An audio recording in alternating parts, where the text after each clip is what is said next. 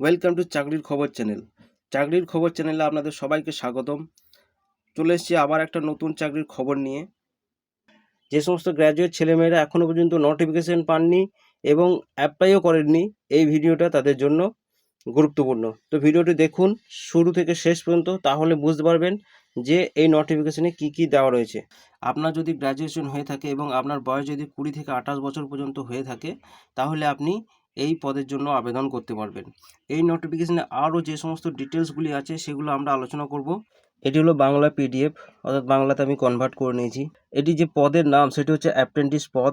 তো অ্যাপ্রেন্টিস পদে 5000 যে সমস্ত ক্যান্ডিডেট নেওয়া হবে তাদের অবশ্যই কিন্তু গ্র্যাজুয়েশন থাকতে হবে। তো এখানে পুরোপুরি ভালোভাবে লেখা আছে যে এর মানে হলো একটি স্থায়ী পাকা চাকরি নয়, এটা মূলত 1 বছরের একটি কাজের ট্রেনিং। মোট শূন্যপদ দেখুন, এখানে লেখা আছে মোট শূন্যপদ 5000টি। মোট শূন্যপদ হচ্ছে 5000টি। আর পশ্চিমবঙ্গের জন্য 194টি আসন রয়েছে। যোগ্যতা কি? আপনাকে যে কোনো বিষয়ে কলেজ পাস হতে হবে। আপনাকে যে কোনো বিষয়ে কলেজ পাস হতে হবে।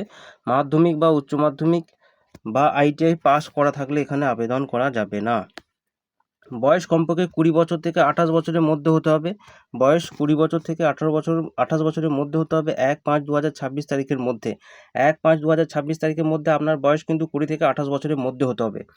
বেতন বা ভাতা কী পাবেন? 1 বছর যে ট্রেনিং চলবে সেই ট্রেনিং চলাকালীন আপনাকে 15,000 টাকা করে দেওয়া হবে মাসিক বেতন।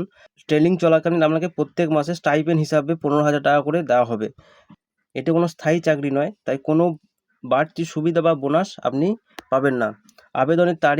আবেদনের যে তারিখ সেটি হচ্ছে 19শে মে থেকে 8ই জুন। 19শে মে থেকে 8ই জুন পর্যন্ত আপনারা আবেদন করতে পারবেন। 19শে মে 2026 থেকে 8ই জুন 2026 পর্যন্ত আপনারা আবেদন করতে পারবেন।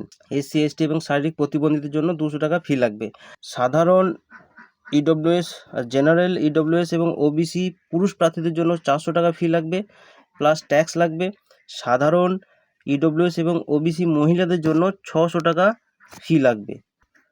আচ্ছা, সিলেকশন প্রসেস কি হবে? সিলেকশন প্রসেস যেটি হচ্ছে সেটি আপনাদেরকে 3টি স্টেপ পাস করলে তবেই কিন্তু আপনি সিলেক্ট হবেন। তো প্রথমে কি হবে? প্রথমে একটা অনলাইন টেস্ট হবে। তারপর সে পরীক্ষায় পাস করলে আপনার ডকুমেন্ট ভেরিফিকেশন হবে। ডকুমেন্ট ভেরিফিকেশনের পর একটা ইন্টারভিউ নেওয়া হবে। আপনার যে স্থানীয় ল্যাঙ্গুয়েজ সেই ল্যাঙ্গুয়েজে আপনাকে কথা বলতে হতে পারে বা লিখতে হতে পারে বা পড়তে হতে পারে। যারা ইন্টারভিউ নেবেন তারা একবার পরীক্ষা করে নেবেন। পরীক্ষা দেওয়ার খুব সহজ নিয়ম।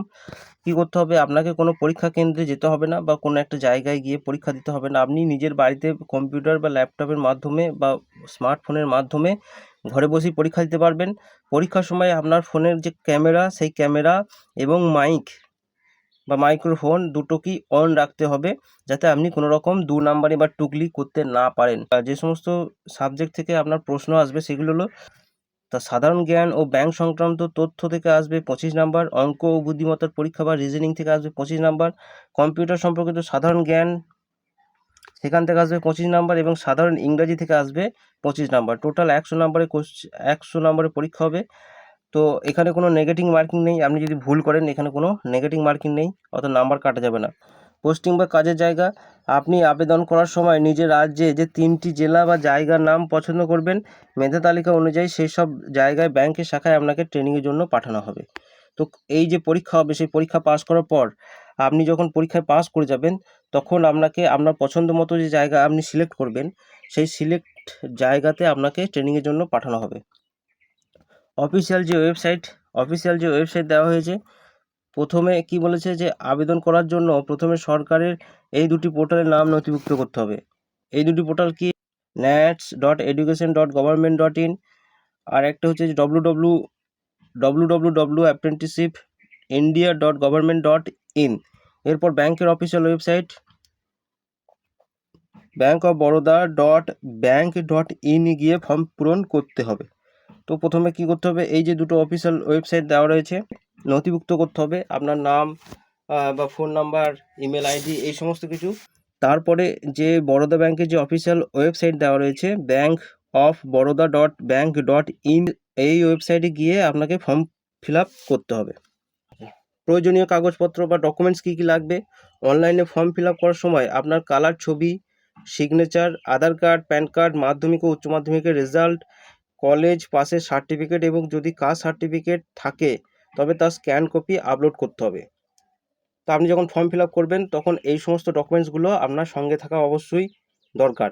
তো এই সমস্তগুলো আপনাকে আপলোড করতে হবে। এই চাকরির জন্য কি কোনো অভিজ্ঞতা লাগবে? না, এই চাকরির জন্য কোনো রকম কোনো অভিজ্ঞতা লাগবে না। আপনি যদি ফ্রেশার হন তাহলে আপনি আবেদন করতে পারবেন।